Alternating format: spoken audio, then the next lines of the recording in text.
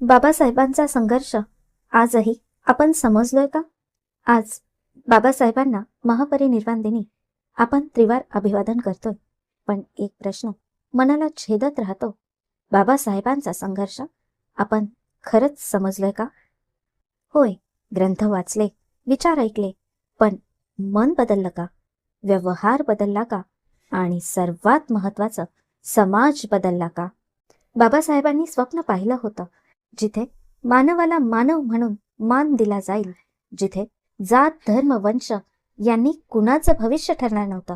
पण आजही जातीवाद जिवंत आहे, भेदभाव जिवंत आहे, मनातल्या जातीयतेच्या भिंती अजूनही तुटलेल्या नाहीत. आणि म्हणूनच बाबासाहेब आजही इतिहास नाहीत, ते आपल्याला दररोज विचारणारा प्रश्न आहेत.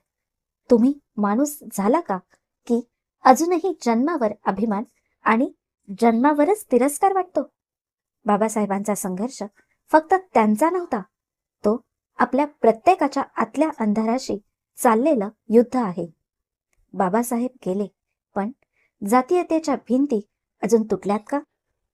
आजही ज्या समाजासाठी त्यांनी आयुष्यभर संघर्ष केला, त्यांच्यावर अन्याय थांबलेला नाही, जात अजूनही संपलेली नाही, आणि त्याहून वेदनादायक काहीच असू शकत नाही.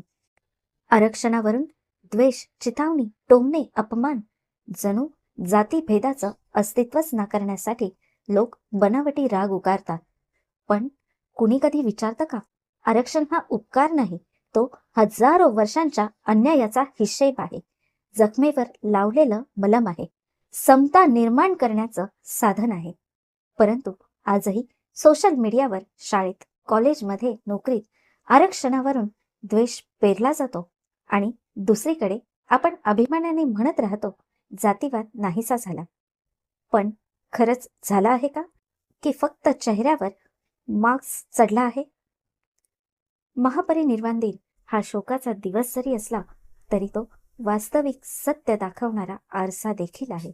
तो हे विचारण्याचा दिवस आहे, बाबासाहेबांचं स्वप्न पूर्ण व्हावं म्हणून मी जात नाही, पण माझं मन बदललंय का? कारण जिथे जातीवाद आहे, तिथे बाबासाहेबांची शिकवण आजही लढते. जिथे अन्याय आहे, तिथे त्यांची लेखणी आजही जळते. डॉक्टर बाबासाहेब आंबेडकरांना महापरिनिर्वाण दिनानिमित्त विनम्र अभिवादन. त्यांची ज्योत आपल्या कृतीतून सदैव जिवंत राहो, हीच बुद्धाचरणी प्रार्थना.